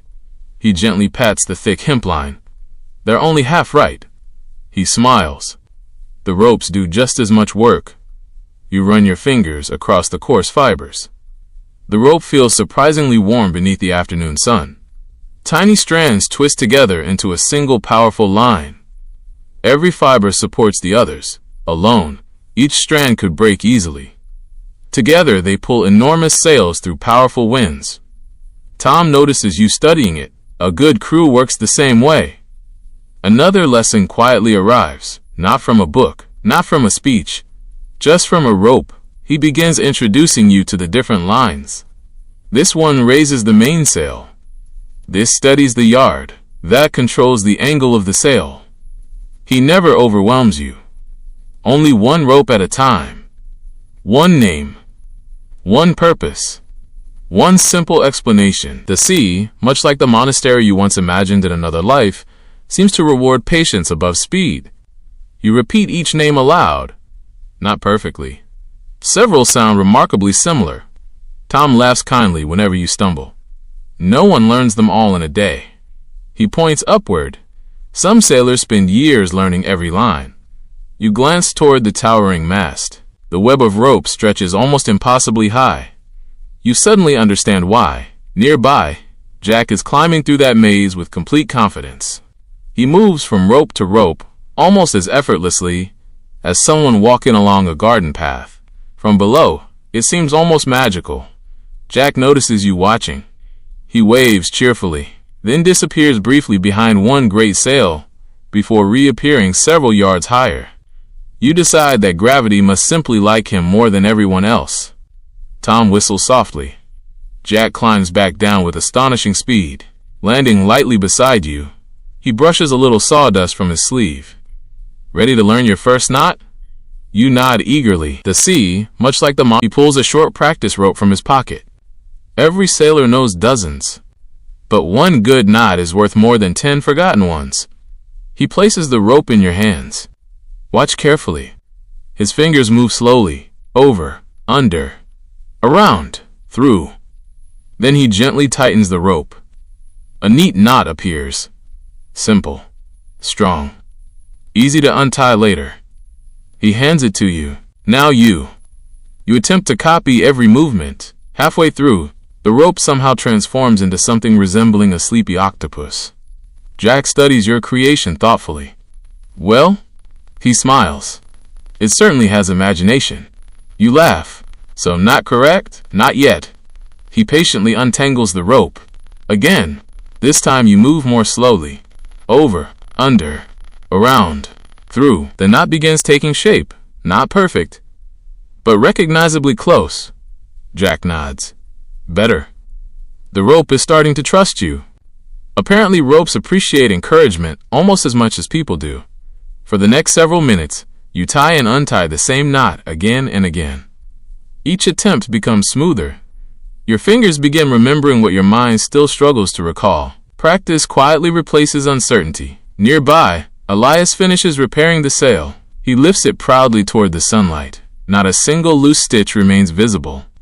The patch section blends almost perfectly into the original canvas. You admire the craftsmanship. He notices. A sail doesn't need to be beautiful. He smiles. But it never hurts. Even practical work, it seems, leaves room for beauty. The captain walks over carrying a small wooden model of a sailing ship. He places it carefully upon a crate. This, he says, helps explain the wind. The tiny model has miniature sails, masts, and ropes. He gently blows across it.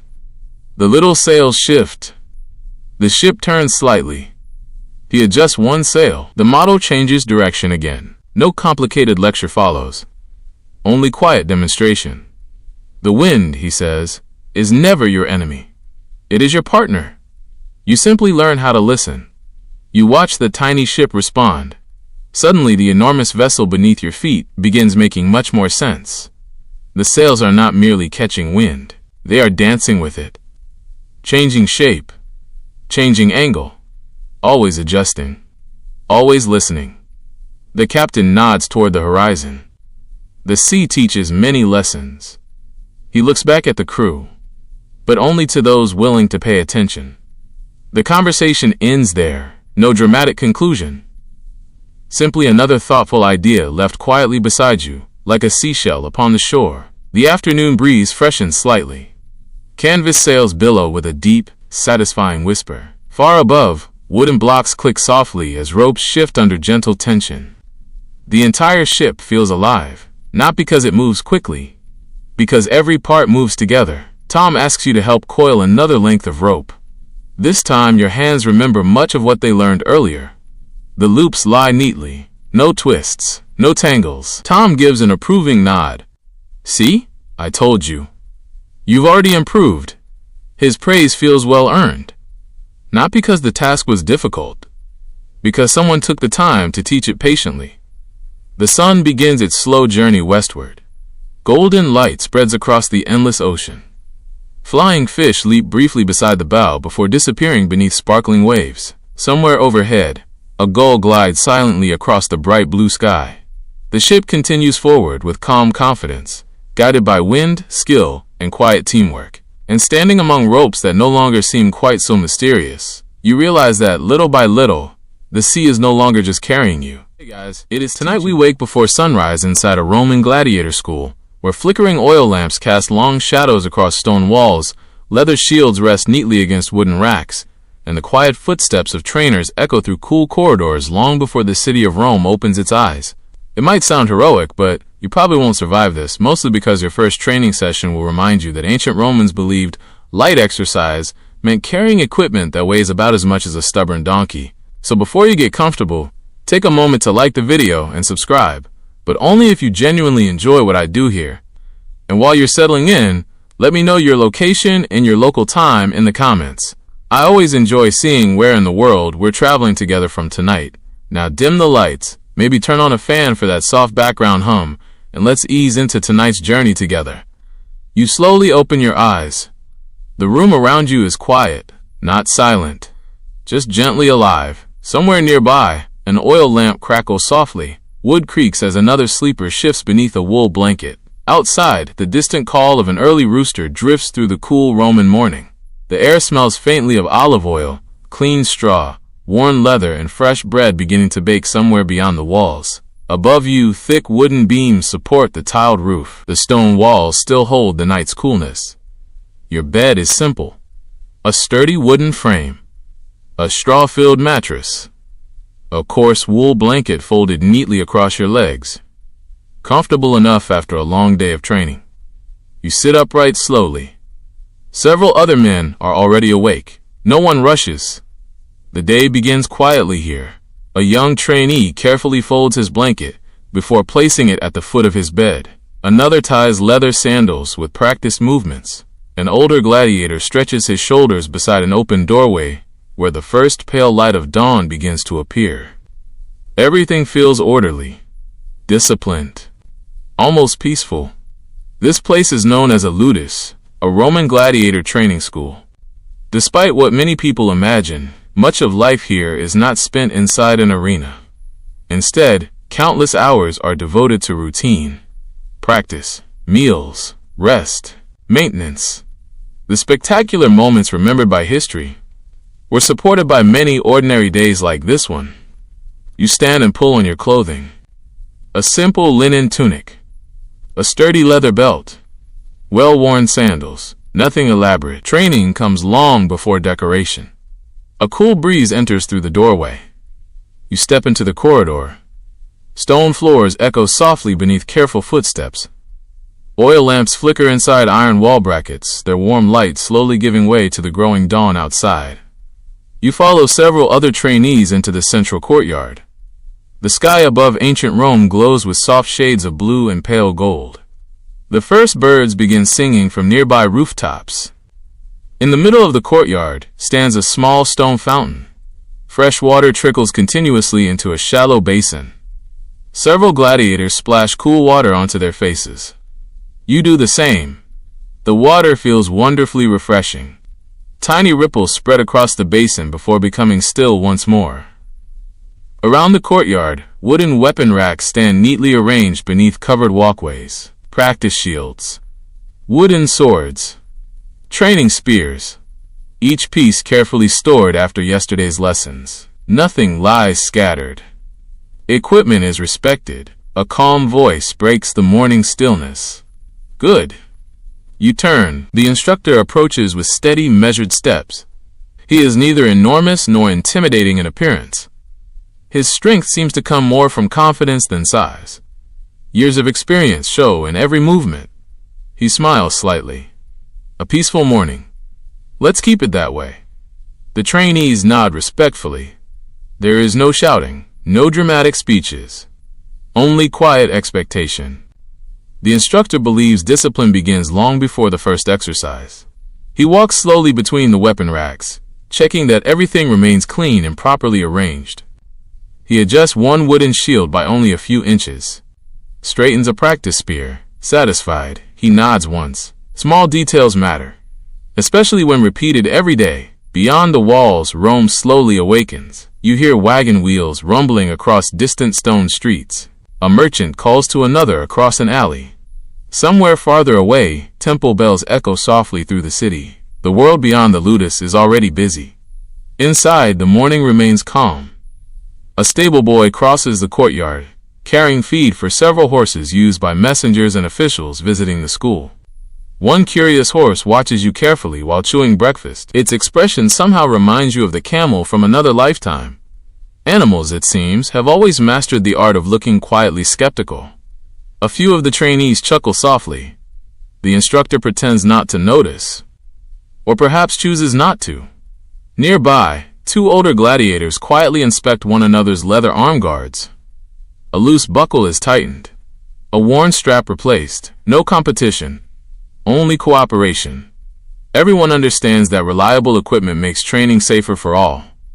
You begin helping stack several wooden practice swords onto a nearby rack.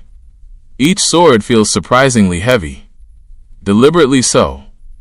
Training weapons were often made heavier than real ones, helping build strength and control over time. You lift one carefully. Solid oak. Smooth from years of use. Countless hands have held it before yours, each leaving tiny marks polished into the wood. History sometimes survives in unexpected places. The instructor notices your curiosity. Heavy? A little. He smiles. The real sword will feel lighter later. Simple. Practical. Effective. Nearby, the aroma of warm barley porridge drifts from the kitchen. Fresh bread follows soon after. Several trainees glance hopefully toward the doorway. Even disciplined gladiators appreciate breakfast. One young trainee whispers quietly, "I think I train hardest just before meals." His friend smiles. "That's because you're always hungry." Exactly. Gentle laughter spreads through the group. The instructor allows it. Discipline, you realize, leaves room for good humor. The eastern sky grows brighter. Golden sunlight spills gently across the courtyard stones. The fountain sparkles. The wooden practice weapons glow warmly.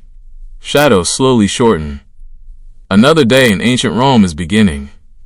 Not with roaring crowds or dramatic battles, but with quiet preparation, patient learning, and the steady rhythm of ordinary life inside the gladiator school. And as you stand among your fellow trainees beneath the soft morning sky, you begin to understand that long before anyone stepped into an arena, they first learned something far more important. How to master themselves. The first rays of sunlight spill gently across the courtyard stones. The fountain sparkles as tiny ripples catch the golden light. Around you, the quiet conversations begin to fade. Everyone seems to understand what comes next. Breakfast, not because it is the most exciting part of the morning, but because even the strongest gladiator trains better on a full stomach than an empty one. The instructor gives a small nod toward the dining hall. No one becomes skilled by skipping meals. A few trainees smile knowingly. Apparently, this is advice repeated often. You follow the others through a broad wooden doorway into a long stone room filled with sturdy benches and heavy wooden tables. The room is simple. Whitewashed walls, clay lamps hanging from iron hooks, a few narrow windows allowing soft morning light to filter inside. Nothing luxurious. Everything practical. The kitchen nearby fills the hall with comforting aromas. Warm barley porridge, fresh bread, lentils, olive oil. A hint of herbs drifting gently through the air. Several cooks move calmly between large bronze pots. One elderly cook stirs a kettle with a wooden paddle, nearly as tall as himself. He notices the line of hungry trainees. You've arrived just in time. He smiles. Another minute and I might have eaten it all. Quiet laughter travels down the line. One young gladiator whispers, "He's been saying that for years." The cook overhears. "And one day," he replies with a grin, "I'll finally mean it." Each trainee receives a wooden bowl filled with thick barley porridge, a round loaf of coarse bread, several olives, a small piece of goat cheese, and a clay cup of watered wine, the common drink of the time, diluted to make it safer and milder for everyday meals. Simple, nutritious, designed to fuel long hours of physical work. You take a seat beside two fellow trainees. One introduces himself as Marcus. Broad shoulders, friendly eyes, a calm smile that makes conversation feel easy. Across from him sits Titus, slightly older, with laugh lines that suggest he enjoys finding humor wherever he can. Marcus tears a piece of bread. "First week?" You nod. "It shows." You raise an eyebrow. "My hands." He points gently. "They still don't have enough blisters." You glance at your palms. He is absolutely right. Apparently even your hands are newcomers. Titus chuckles. "Don't worry, they'll catch up." You begin eating. The porridge is warm and hearty, made from barley, one of the most common grains eaten throughout the Roman world. It is thick enough to satisfy hunger without feeling heavy. The bread has a firm crust and a pleasantly chewy center. You dip a small piece into olive oil. Simple food. Wonderfully comforting. Modern meals often arrive with endless choices. Here, the menu is straightforward. Eat well, train well, rest well. Repeat tomorrow. Across the hall, several experienced gladiators discuss yesterday's training. Not victories, not defeats. Technique, foot placement, balance, timing. The conversation sounds surprisingly similar to athletes discussing practice today. One older fighter demonstrates proper shield positioning using nothing more than a loaf of bread. This, he holds the bread upright, is your shield. Someone laughs. And if you eat it, then, he smiles, taking a bite, you'll need another shield. Even the instructor quietly smiles from across the room. You begin noticing something unexpected. There is remarkably little boasting, no loud challenges, no endless competition. Most conversations revolve around improvement rather than proving oneself. Skill grows through patience, not pride. Breakfast continues at an unhurried pace. Outside, sparrows flutter across the courtyard.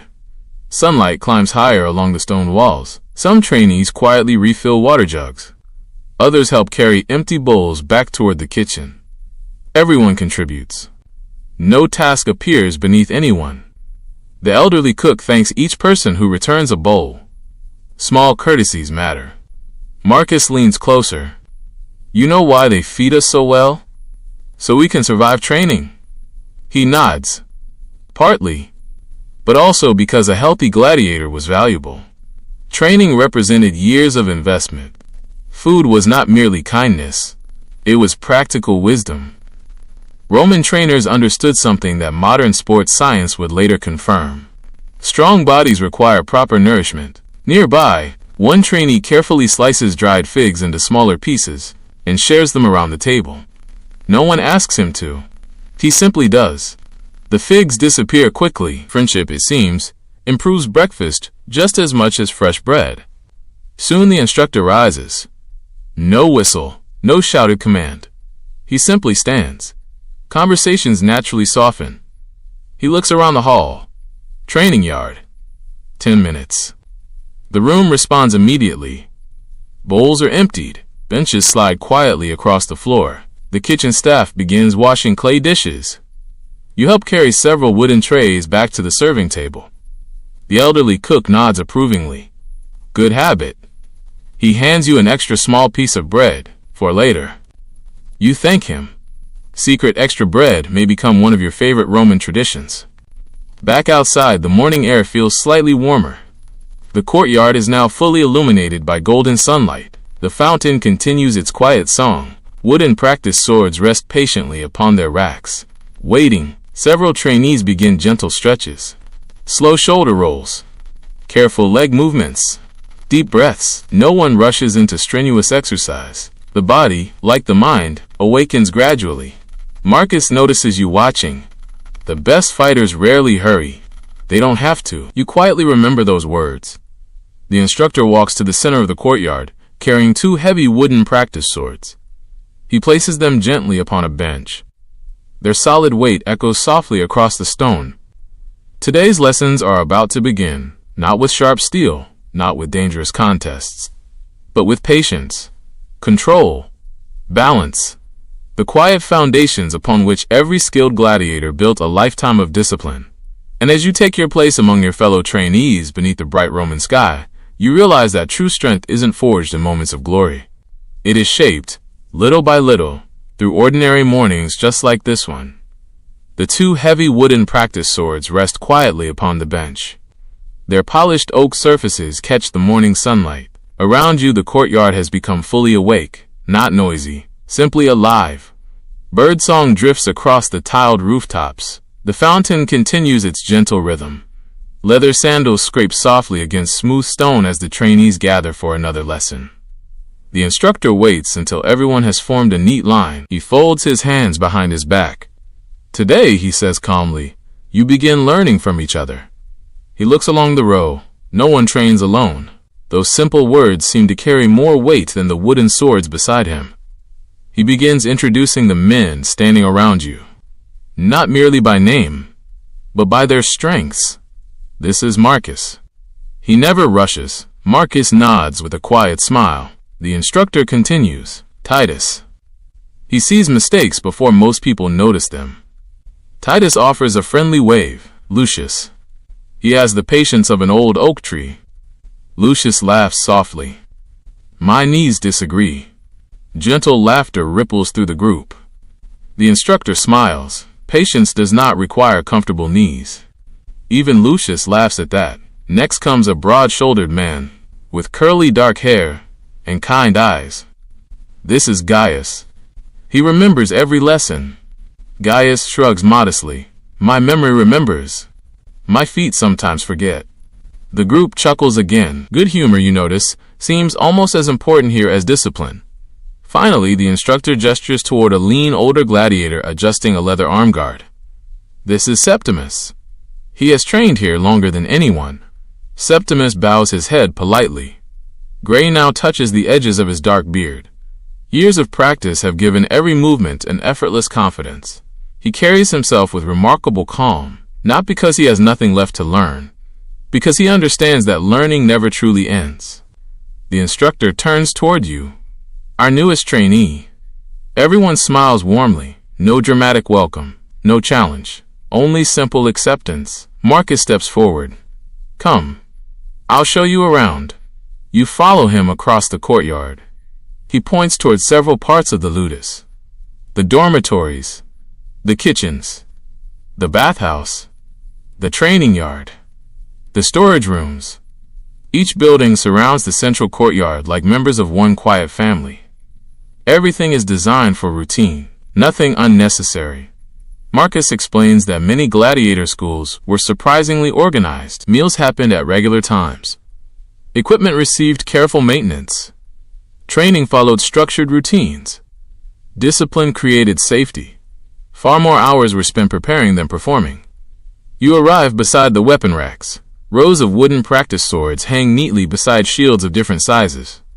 Some are tall and rectangular, others smaller and round. Nearby stand practice spears, tridents, and wooden staffs. Marcus notices your curiosity. Different gladiators trained with different equipment. He gestures toward one large rectangular shield, Murmillo, then toward a smaller round shield, Threx. A long wooden trident rests nearby, Retiarius. He smiles. Everyone develops different strengths. You gently lift one shield. It feels surprisingly heavy. Marcus nods. Better now than later. Training equipment often weighs more than the real thing. Apparently, Roman instructors understood progressive training long before anyone invented modern gyms. Nearby, Septimus demonstrates careful footwork to several younger trainees. No weapon, no shield, only slow, deliberate steps. Forward, pause, sideways, turn, back again. You watch closely. It almost resembles a dance. Septimus notices. Balance first.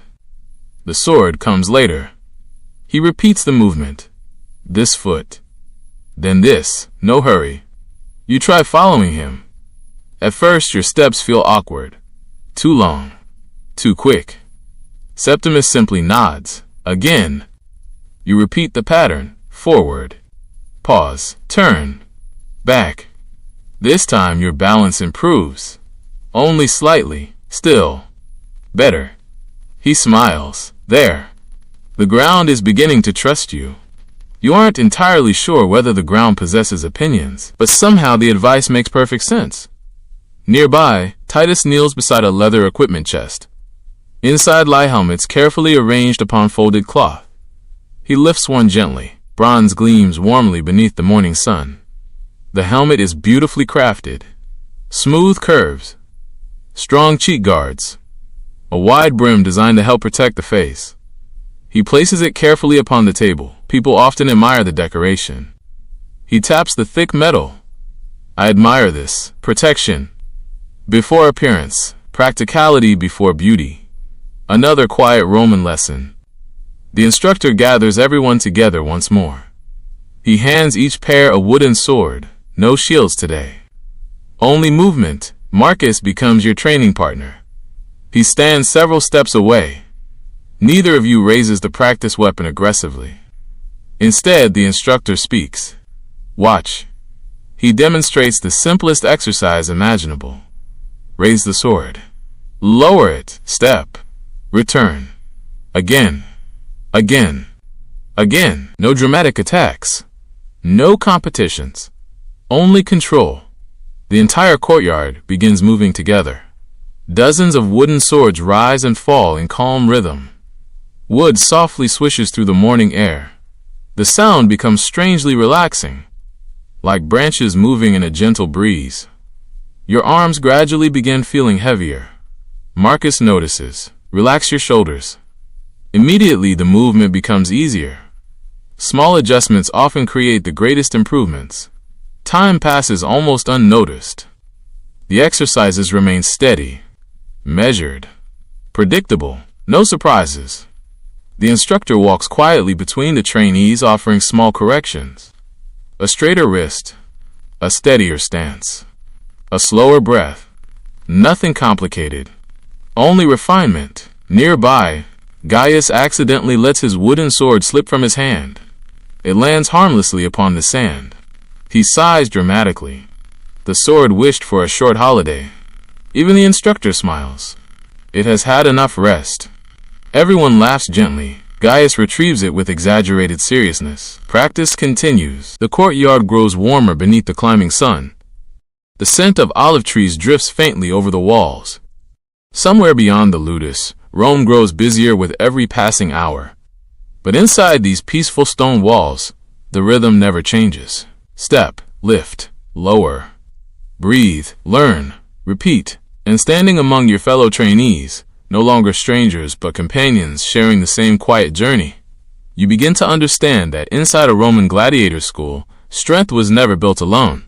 It was shaped day after day through patience, trust, encouragement, and countless ordinary moments that history rarely stopped to remember.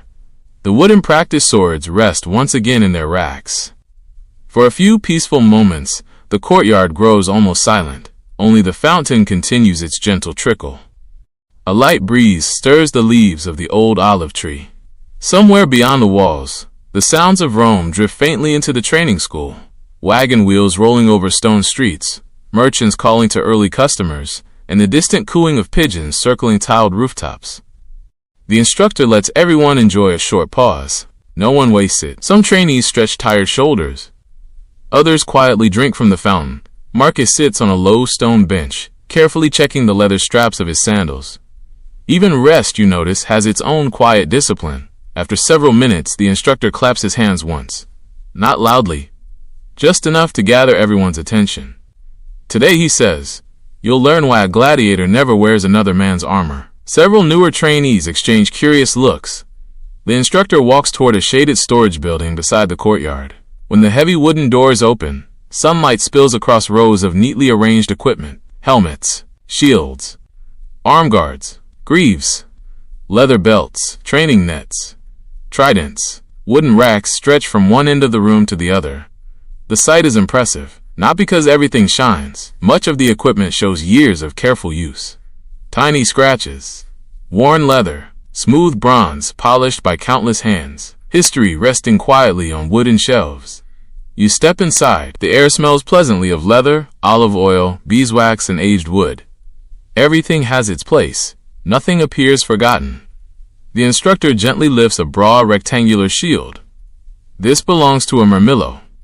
He turns it slowly so everyone can see. The curved wooden surface is covered with leather and strengthened by bronze fittings.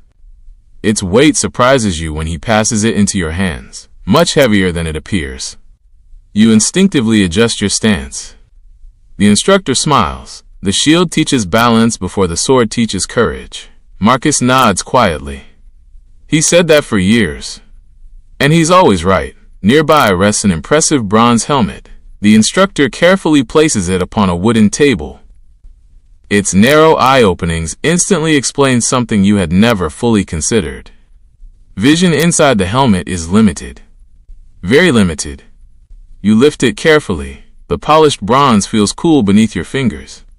Tiny engraved decorations run along the crest. Protective. Beautiful. Practical. Roman craftsmen clearly believed these qualities could exist together. You slowly place the helmet over your head. The world changes immediately. Your hearing becomes softer. Your vision narrows. The room suddenly feels smaller. When you remove the helmet again, the open courtyard beyond seems wonderfully bright. Titus laughs gently. First time? You nod. It feels strange. It feels safe too. He smiles. Eventually you'll understand both. The instructor next holds up a single bronze greave. Unlike modern expectations, many gladiators wore protection on only one leg, depending on their fighting style. Every design reflected careful thought, rather than decoration alone. He straps the greave onto Marcus's leg. Notice. Marcus walks slowly across the room.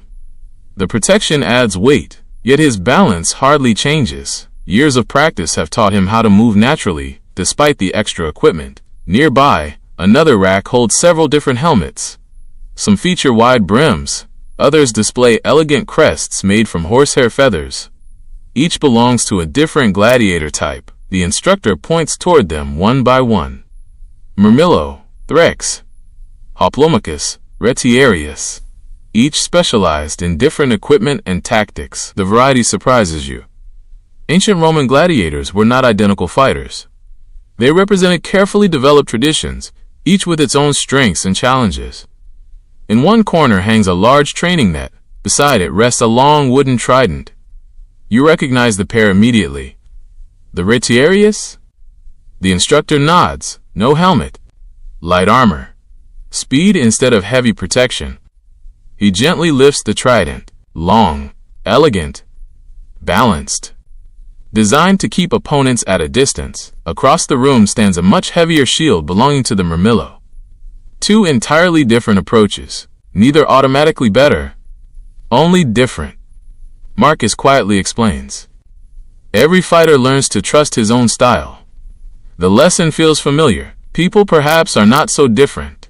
Outside, the warm breeze enters through the open doorway, carrying the scent of nearby olive trees. Sunlight dances across polished bronze helmets arranged neatly upon their shelves. Tiny reflections shimmer against the stone walls. For a moment, the storage room resembles a peaceful museum, rather than a place preparing athletes for public spectacles.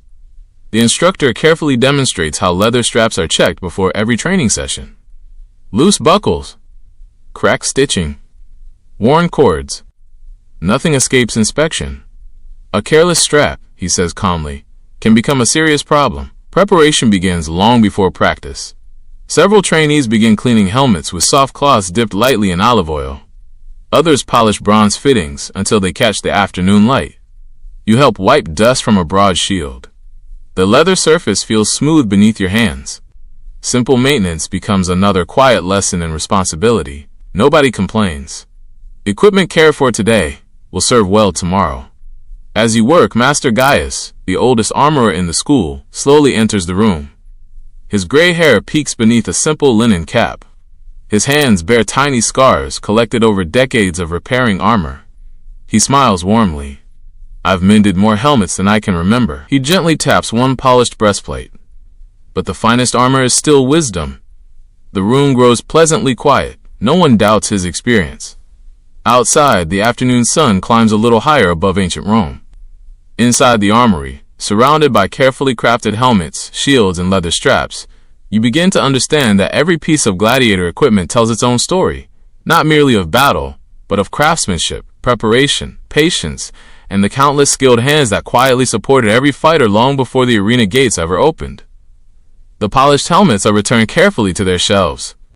The shields rest neatly against the stone wall. Leather straps hang in tidy rows, lightly scented with olive oil and beeswax. The armory falls quiet once again. Only a few tiny dust particles drift through the warm afternoon sunlight, pouring in from the open doorway.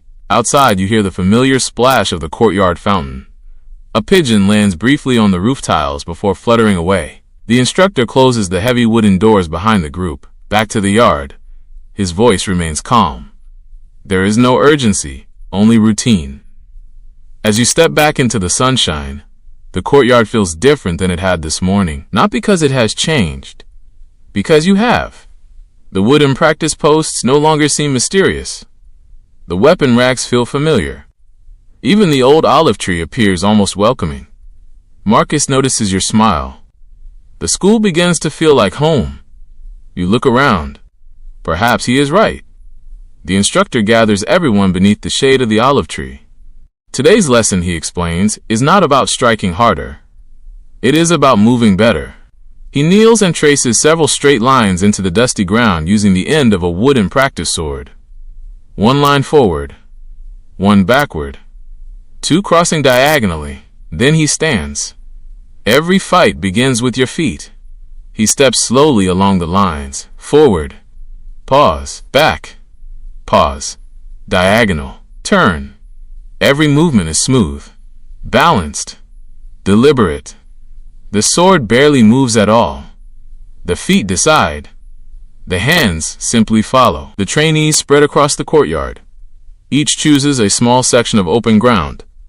You find a place beside Marcus. The lines scratched into the earth look surprisingly simple, almost childish. Yet after your first few attempts, you quickly discover how difficult they truly are. One careless step. Your balance shifts. Another. Your shoulders twist too far. Marcus smiles kindly. Slow down. The ground isn't running away. You laugh quietly. Neither is he. You begin again. Forward. Pause. Back. Pause. Turn. Step. Breathe. The rhythm gradually settles into something comfortable. The instructor walks among the trainees without interrupting anyone. Occasionally, he gently adjusts a foot, straightens a shoulder, tilts someone's chin upward. Every correction is small. Every correction matters. Nearby, Titus practices alone. His feet move almost silently across the packed earth. Watching him feels almost like watching someone dance. No wasted effort, no hurried movements. Just quiet precision. The instructor nods toward him. Years. That's what you're seeing. Not talent. Practice. Those words linger pleasantly in your thoughts. Across the courtyard, another instructor wheels out several wicker baskets filled with smooth river stones. Each trainee receives 4. You examine yours curiously. What are these for? Marcus places 1 stone at each corner of a small square on the ground. Footwork. He steps lightly from one corner to another. Always balanced, always centered. Without ever touching the stones. You try the same exercise. At first your feet land awkwardly. Sometimes too close. Sometimes too far. One careless step sends a pebble rolling across the courtyard. Titus grins. The stone wins this round. Even the instructor chuckles softly. There is no embarrassment here. Mistakes are simply another part of learning. You reset the stones. Try again. This time, your movements become steadier. The small square begins to feel almost like a quiet conversation between your feet and the earth. After several minutes, the instructor introduces shields once more, not for striking, only for carrying. You lift the broad wooden shield onto your left arm. Its familiar weight settles against your shoulder. The instructor raises his own shield. Walk. Nothing more. Simply walk. Forward. Backward. Turn. Circle. The purpose becomes obvious almost immediately. The shield changes your balance. Every movement must adjust. Every step becomes more thoughtful. Marcus quietly explains. If your feet stay calm, the shield feels lighter. You discover he is correct. The shield has not changed. Your movement has. A gentle breeze carries the scent of fresh rosemary from a nearby garden outside the school walls. Somewhere beyond the rooftops, church bells have not yet been invented.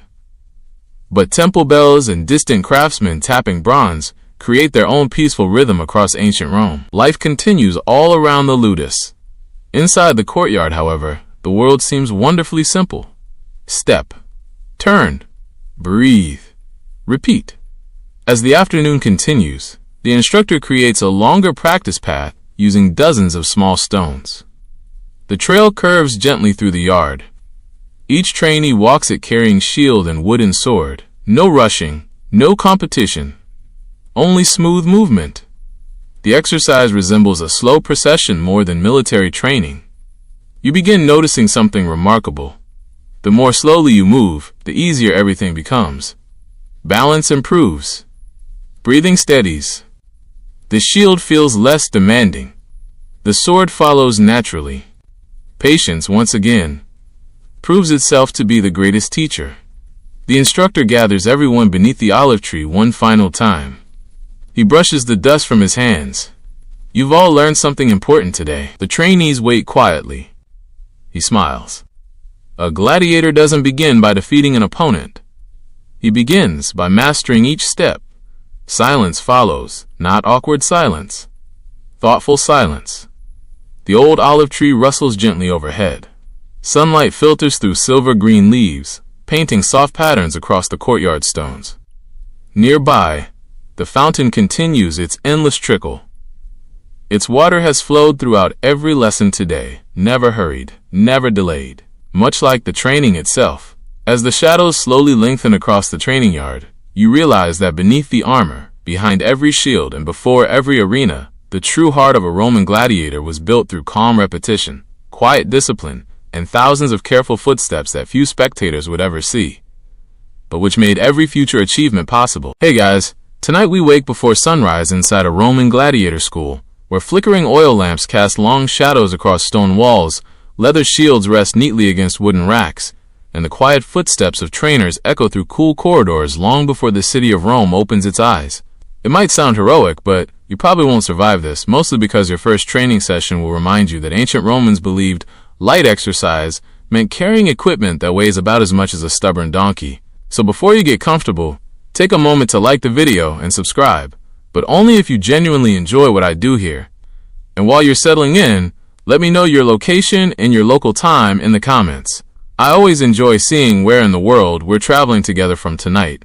Now dim the lights, maybe turn on a fan for that soft background hum, and let's ease into tonight's journey together. You slowly open your eyes. The room around you is